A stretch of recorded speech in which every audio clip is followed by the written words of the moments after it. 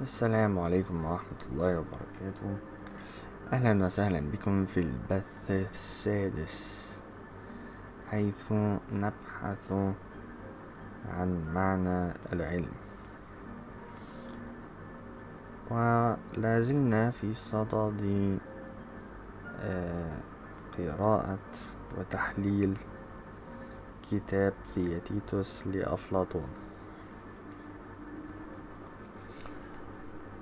ووقفنا عند الإجابة الثانية لثياتيتوس الذي يقول أن العلم هو الإدراك. ثم رد سقراط فقال أن هذا يفضي إلى نظرية بروتاغوراس القائلة بأن الإنسان مقياس كل شيء، مقياس ما يكون أنه يكون، ومقياس ما لا يكون أنه لا يكون. فهنا إشكال. ممكن نفهم هذه المقولة بطريقتين هما إما المعصومية أو النسبية. المعصومية بتقول إن كل واحد فينا صح، مفيش حد غلط، كل الإدراكات صائبة. فمثلا أنا حاسس بالبرد وانت حاسس بالحر، يبقى الجو بارد والجو حار في نفس الوقت. الاتنين صح، احنا الاتنين صح، في معصومية، فيش خطأ. التفسير التاني ان مفيش صح وخطأ اصلا، في مجرد اعتقاد او مجرد احساس. فانا اعتقد ان الجو بارد وانت تعتقد ان الجو حار، ومفيش واقع ثابت خارج هذا، خارج يعني إحساسنا. فسنقرأ كلام أحد الفلاسفة، وهي مرأة،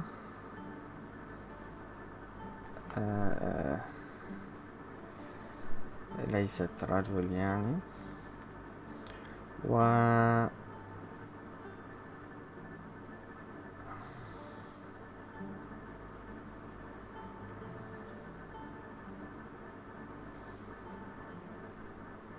هو احنا المفروض نقول مرأة ولا امرأة؟ وايه الفرق؟ ولا في واحدة فيهم صح ولا غلط؟ ما اعرفش. المهم، هي شايفة ان نظرية بروتاغوراس تعبر عن المعصومية وليس النسبية. المعصومية هي ان احنا كلنا صح، والنسبية ان مفيش صح اصلا.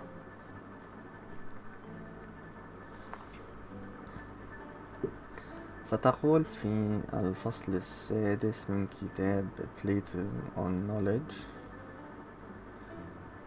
فصل سادس Protagorean Relativisms، تقول: In the first part of the ثياتيتوس, Plato considers three theses. ثياتيتوس' claim that knowledge is perception. وترمز ادعاء ثياتيتوس ده، تعريف ثياتيتوس ده، بحرف T. بروتاغوراس مجا doctrine وترمز له ب P, according to which man is the measure of all things, of those that are that they are, and of those that are not that they are not. And Heraclitus claim وترمز له ب H, that all things change like streams.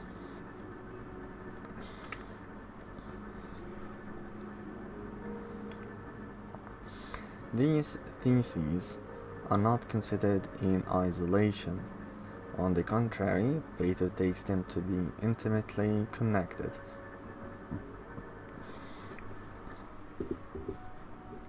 There is considerable dispute, however, both about the precise content of each of the theses and about how they are connected, both in fact and in Plato's view. These two disputes are related, for we can know how these three theses are connected only if we know what each of them says.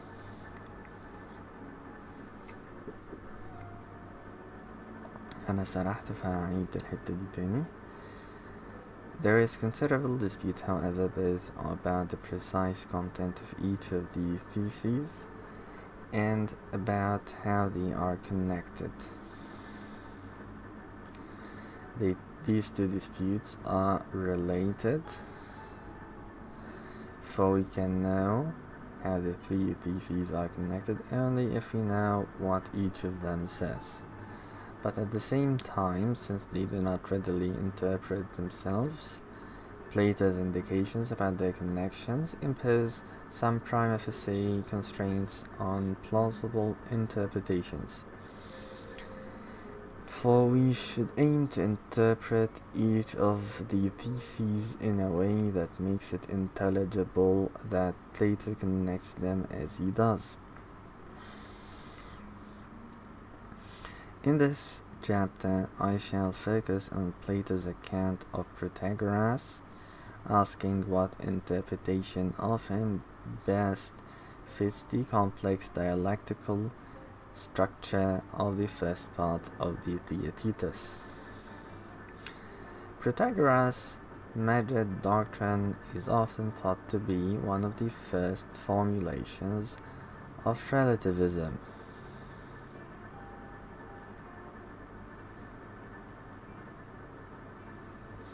And indeed, the phrase Protagorean relativism is common currency. But does Plato portray Protagoras as a relativist? A quick answer is yes, of course he does. After all, relativism has been understood in a variety of ways, and no doubt an account of it can be found according to which Plato portrays Protagoras as a relativist. But this simple answer is unsatisfactory, for we want to know precisely what sort of relativist Plato takes Protagoras to be, if indeed that is how he describes him at all. And here matters become more difficult, for although Plato is often thought to portray Protagoras as a relativist, many different, indeed incompatible doctrines have been made to shelter under this label. In section 2, I make some general remarks about Protagoras' major doctrine. In section 3, I say something about Protagoras' place in the ثياتيتوس and suggest two criteria an adequate interpretation of Protagoras should satisfy. In subsequent sections, I consider two interpretations of Plato's Protagoras that have not been adequately distinguished from one another and that fail the two criteria. I then propose an alternative account of Plato's Protagoras that satisfies them on this interpretation. Plato's Protagoras is not best characterized as a relativist. Section 2. Plato tells us that Protagoras' major doctrine, or P, means lege, something on these lines. Everything is for me the way it appears to me, and is for you the way it appears to you. In the context of the major doctrine, to say how things appear to me is to say how I believe things are.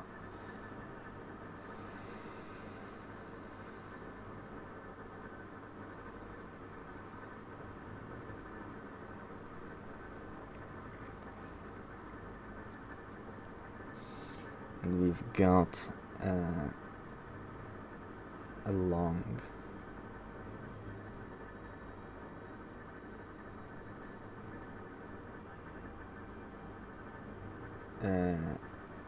footnote. It says, there is some dispute as to whether this passage is a quotation from Protagoras or Plato's own explanation of what Protagoras means.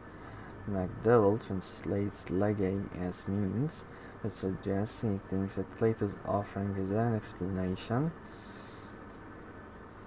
but in his notes ad hoc he says that so-and-so suggests that Plato is quoting Protagoras. Footnote 6 says, appears or phanistei can be veridical or non-veridical. We can say it is apparent that the wind is cold, where this means that it obviously, evidently is cold. But I can also say the wind appears to be cold, where this means that I believe that it is cold.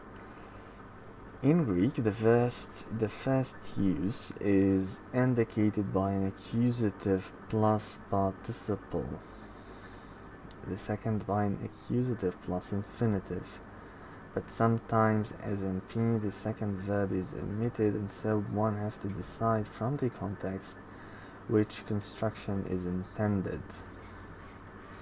I take it that P involves the second use. In the present context, the usual terminology, if veridical and not veridical, is somewhat awkward. The second use is called non-veridical, since it is normally supposed that one cannot infer from how one believes things are to how they are.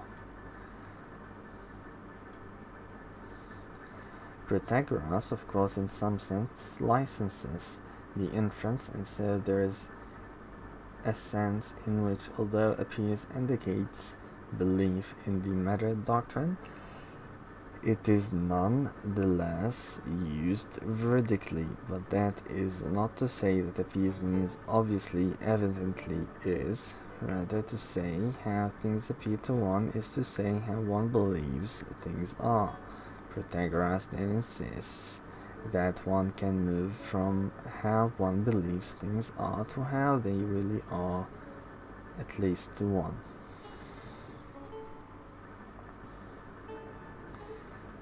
Returning to the main text, it says, section 2, Plato tells us that Protagoras' major doctrine, P, means something on these lines.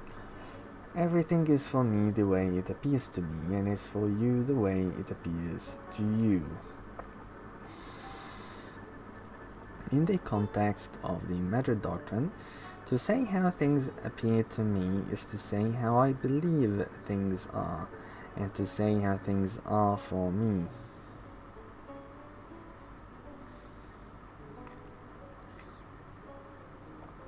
To say, for example, that the wind is cold for me is to say that it is true for me that the wind is cold.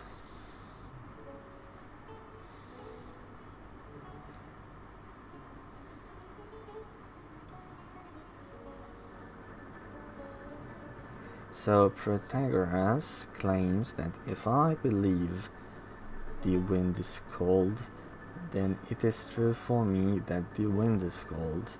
He also seems to accept the converse rule, that if it is true for me that the wind is cold, then I believe that it is. If so, then B is a biconditional. It claims that B is true for A if and only if A believes P. In discussing P, Plato considers two different ranges of appearances or beliefs. Appears statements can be used in statements about perceptual appearances to say how one believes things are on the basis of perceptions. But they can also be used in statements about what one believes about any matter whatsoever. So we need to distinguish between what I call narrow Protagoreanism and broad Protagoreanism. According to narrow Protagoreanism, each thing is for any person the way he perceives it as being.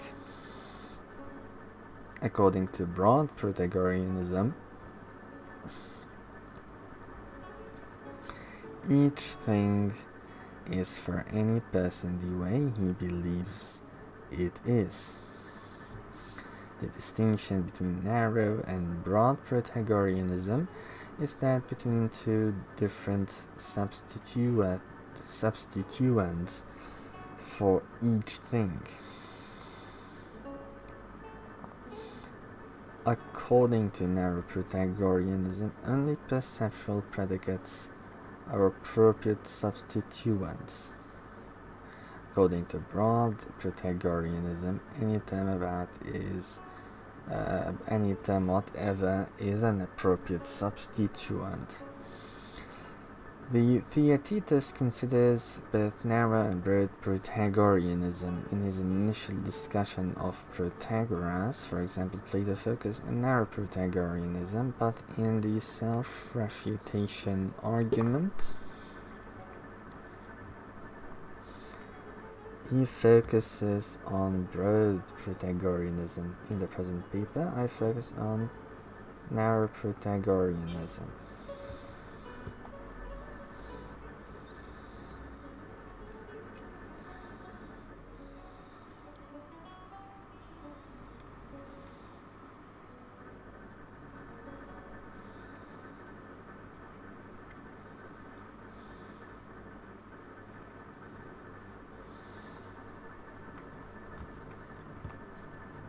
Section 3.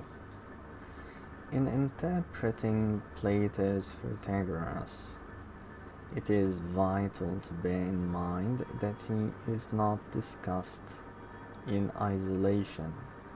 Rather, as noted above, the first part of the ثياتيتوس is a complex and subtle dialectical investigation of the connections among three theses. Initially, ثياتيتوس defines knowledge as perception.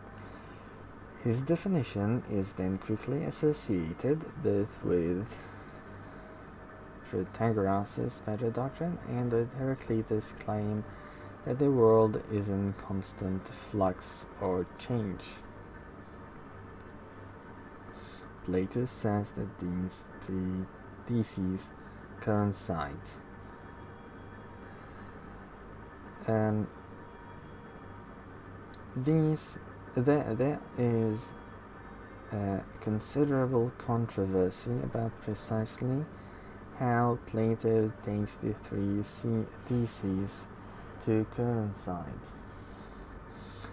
On the account I favor, Plato argues that ثياتيtus' definition of knowledge as perception commits him to a Protagorean epistemology, which in turn commits him to a Heraclitean ontology.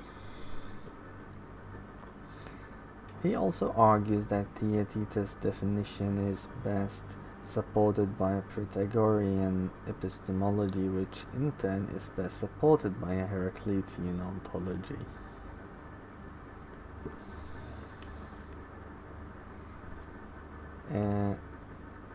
ولدينا هامشان نقرأهما.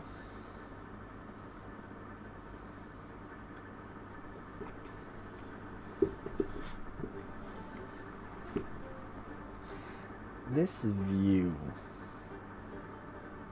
has been... What view? Oh. This view has been well defended by M.F. Burnett, Idealism in Greek Philosophy, what Descartes saw and Berkeley missed. See also Burnett, the ثياتيتوس of Plato. Plato gives various stage directions, as Burnett calls them, to indicate the connections he has in mind. Here are just a few of them. When ثياتيتوس proposes that knowledge is perception, Socrates tells him that what you've said about knowledge is no ordinary theory, but the one that Protagoras used to state. This suggests that Plato takes T and P to be equivalent. He then describes Protagoras' secret doctrine, which, among other things, involves a Heraclitean flux ontology. The point of calling it a secret doctrine is presumably to indicate that it is an unnoticed implication of P, and so of D. Plato says that since all things change, or H, and since man is the measure of all things P, knowledge is perception. So H and P jointly imply T. I've already seen, however, that P implies T quite independently of H, and that H implies P is suggested by, for example, 156, A 3-5, where Plato tells us that everything that's been said depends on the assumption that everything is change. So the defense of P, among other things, depend on H, and that is, I assume H is the basis for P, and in that sense implies it.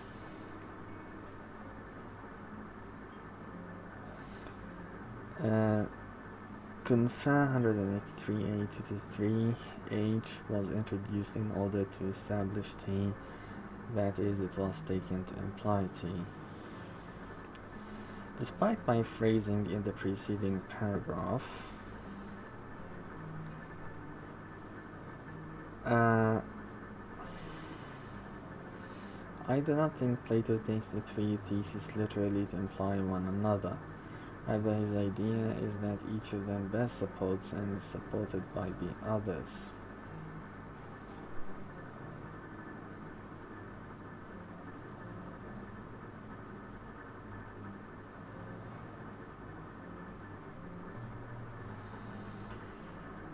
Even this overstates the case a bit, for the connections among the three are the three theses are forged only with the aid of various ancillary premises.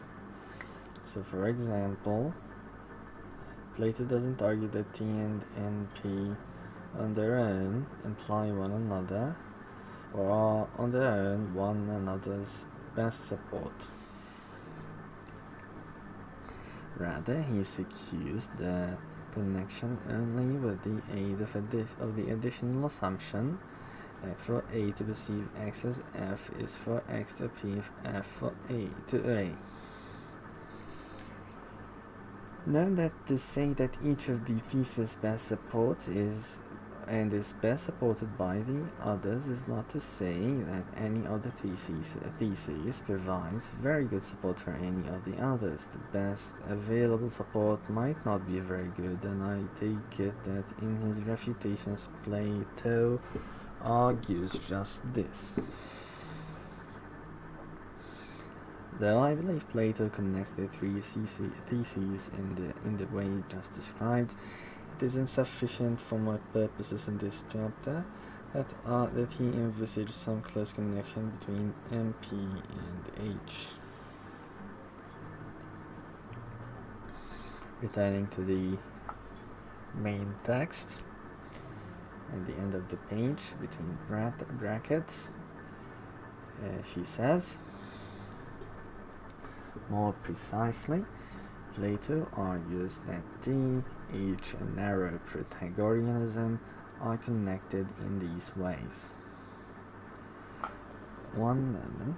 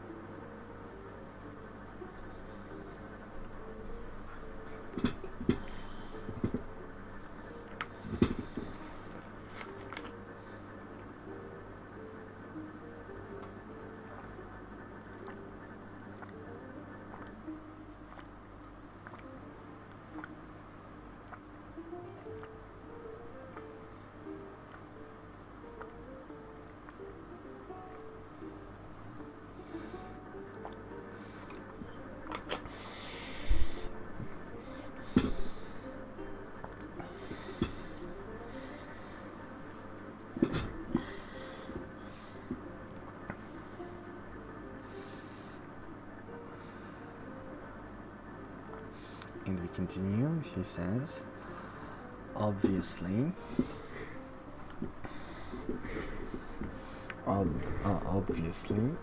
the claim that knowledge is perception, for example,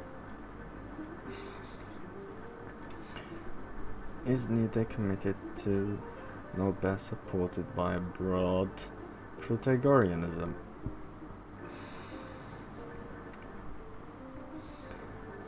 Since the latter allows knowledge to range outside the perceptual sphere.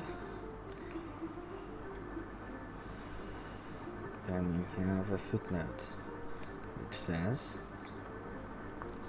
one might argue that BP, broad Pythagoreanism's claim that all beliefs are true to the believer does not imply that all beliefs constitute knowledge, on the ground that being true to the believer is not sufficient for being knowledge.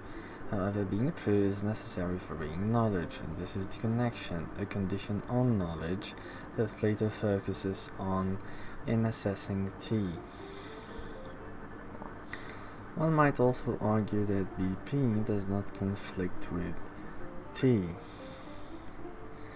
on the ground that BP does not say that beliefs can range outside the perceptual sphere,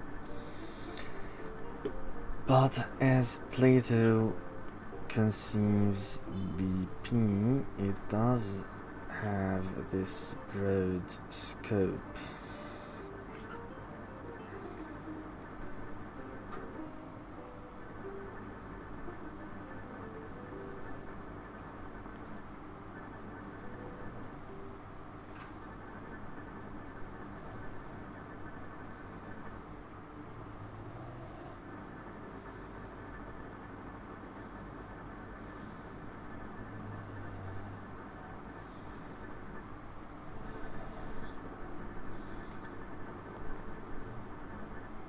Okay. Once the connections among the three theses have been established, Plato turns to the offensive, rejecting each in turn. And we have another footnote which says, he criticizes P primarily in so and so and so and so and so and so. Plato also levels other criticisms, and his criticisms of each of the three theses has implications for all three. Moreover, although 151 to 60 is ostensibly aimed at supporting ثياتيتوس' suggestion, it also in effect contains various criticisms. For example, Plato makes it plain that ثياتيتوس is committed to a very strong sort of Heracliteanism, to the extent that that sort of Heracliteanism is implausible. It counts against ثياتيتوس' suggestion.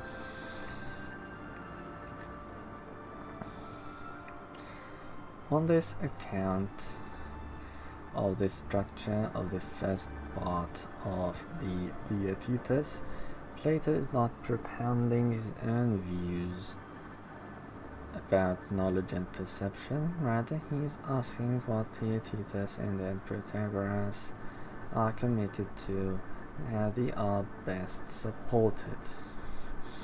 His strategy is the same as that pursued in many of these Socratic dialogues.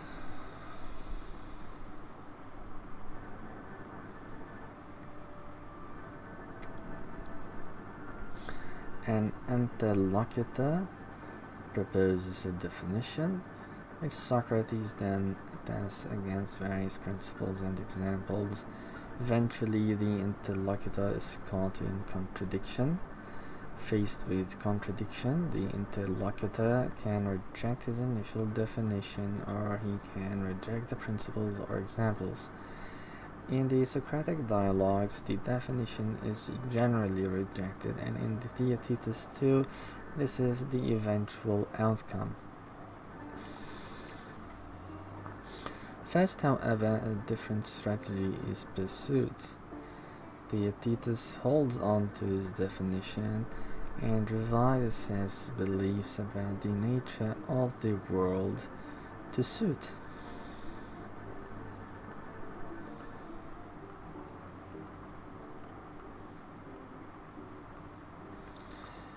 If Plato's dialectical strategy is to succeed,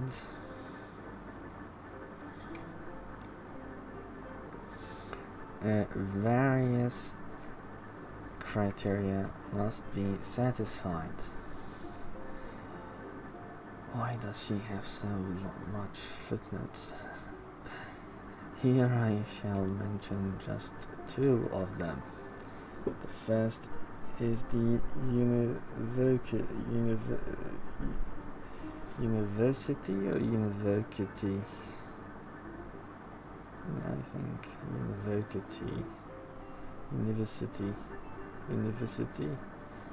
criterion.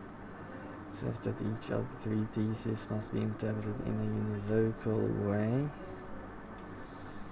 both when it is connected to the other two and when it is refuted. P, for example, must be interpreted in some one way, both when it is connected to T and H and when it is refuted. If Plato were to refute a version of P quite different from the versions earlier connected to T and H, he would commit the fallacy of irrelevance. The second, then we have the humongous footnote. There is a complication here, she says, in connection P to T and H. Platon focuses on NP, yet in refuting P, he focuses on BP. However, this does not show that university is violated, for although Plato's refutation of P focuses on BP, I think it takes 181 to 6 coupled with the refutation of BP to constitute a refutation of NP. If this is so, then university could be satisfied as follows. Protagoras holds BP. In assessing BP, Plato begins by considering a defense of an instance of it, namely NP. He then returns to the original thesis BP and refutes it. He realizes, however, that his argument leaves NP intact. Accordingly, he then returns to and criticizes it. Alternatively, Plato might think Protagoras believes NP.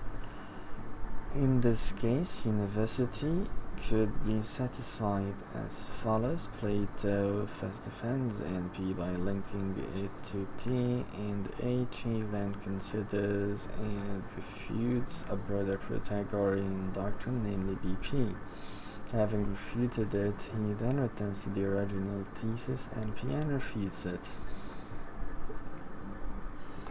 If Plato reasons in either of these ways, and both of which NP is a general instance of BP, then univocity is satisfied. If, however, NP is not an instance of BP, if the two are quite different sorts of doctrine, then the structure of the first part of the ثياتيتوس would be very awkward at best.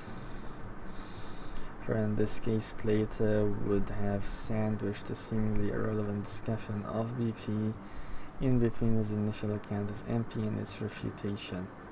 On the alternative account, I prefer, by contrast, the first part of the ثياتيتوس is quite smoothly organized. Of course, we cannot conclude that NP is an instance of BP without a full discussion of BP and its refutation. I take steps in this direction in chapter 8.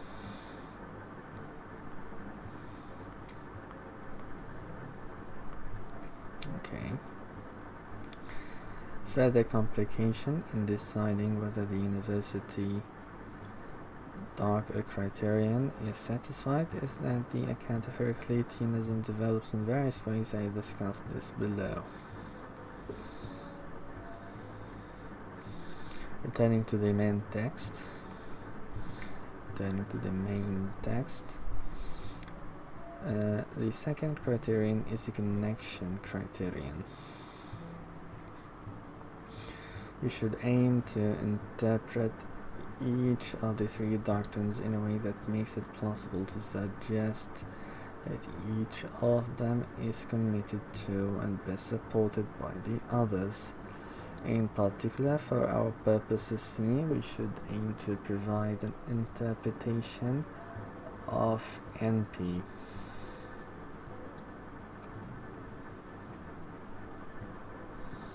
On which it is committed to and best supported by T and H. If we find ourselves interpreting NP in such a way that H, for example, is quite irrelevant to it, then we should think again. Then we've got another humongous footnote. She says, one might argue that we do not need to find an account of P and H in which they are in fact related to Plato, as Plato suggests. All we need to do is to find an account that makes it plausible to suggest that Plato takes them to be so related. If he holds misguided philosophical views, then he might take them to be related in ways in which they are not in fact related. However, I hope to find an account of P and H in which they are in fact related as Plato takes them to be. In this in turn makes it reasonable to suppose that is why Plato so links them. Alternatively, one might argue that Protagoras links P and H in a way in which they are not in fact related. However, it is not clear what grounds we have for assuming that the historical Protagoras actually linked his doctrine to H at all. And even if he did, it would be reasonable to assume that, however, the historical Protagoras defended himself. Plato is perhaps, among other things, aiming to provide what he sees as the best possible defense of Protagoras. whether or not the historical Protagoras offered it. If all he does is to refute a weak defense offered by the historical Protagoras without pointing out that the stronger one is available, we would have reason to be disappointed. Note that even if one rejects my particular view of how Plato connects the three theses, one should still accept a version of the connection criterion, for it is clear that Plato envisages some fairly close connection between NP and H.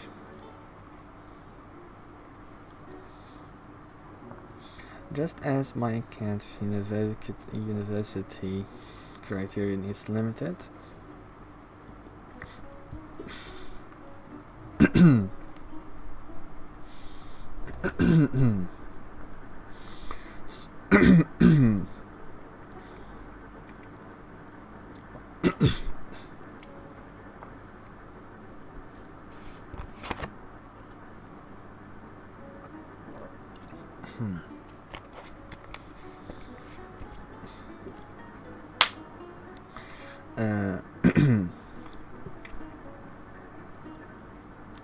so too is my account of the connection criterion. For to know that it is satisfied would require a full account not only of P but also of D and H, whereas in this chapter I focus on P, taking certain claims about the interpretation of H more or less for granted, and leaving T almost entirely to one side. But to the extent that the general picture I sketch allows us to satisfy the connection criterion, there is some evidence in favor of the interpretations I suggest of the theses. Moreover, even if my account of H is not entirely uncontroversial, it is by no means idiosyncratic. I shall be content if I can show that on that account we have reason to question the adequacy of some familiar interpretations of Protagoras. Returning to the main text, she says, in what follows my main focus will be on the connection criterion, but the univocity criterion will concern us at a couple of junctures. How many sections were they? 4, 5, 6, 7, 8, 9. 9 sections. Oh, we've got a long way to go.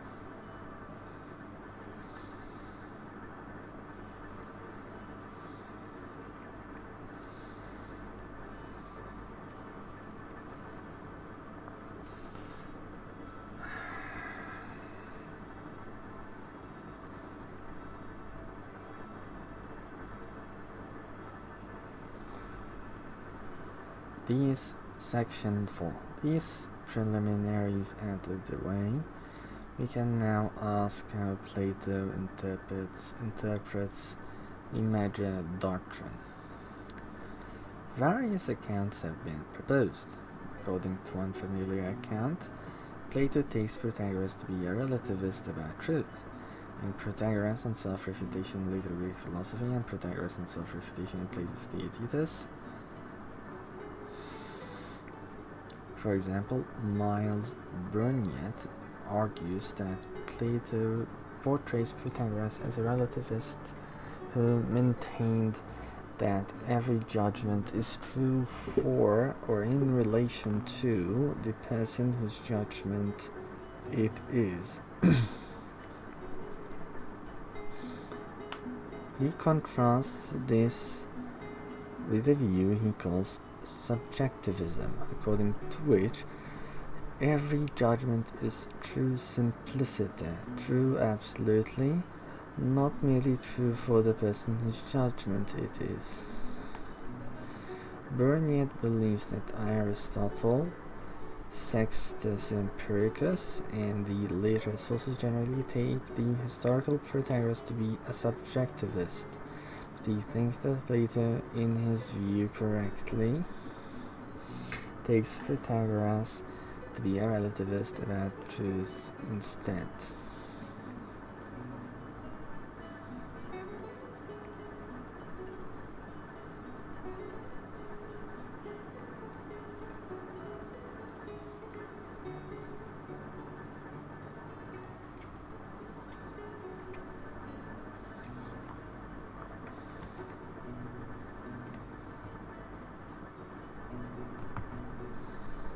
فيها مش طويل، انا كده لمحته بعينيا. I think we'll stop here ونكمل غدا إن شاء الله. السلام عليكم ورحمة الله وبركاته.